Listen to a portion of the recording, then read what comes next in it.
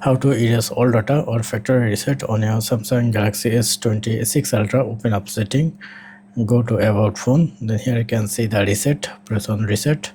Now here you can see the factory data reset. If you press on factory data reset, it's checking. Now press on reset, then here you can see the delete all option. If you press on delete all option, your phone gonna be turned off and it will be a reset. As you can see, my phone is turning on again.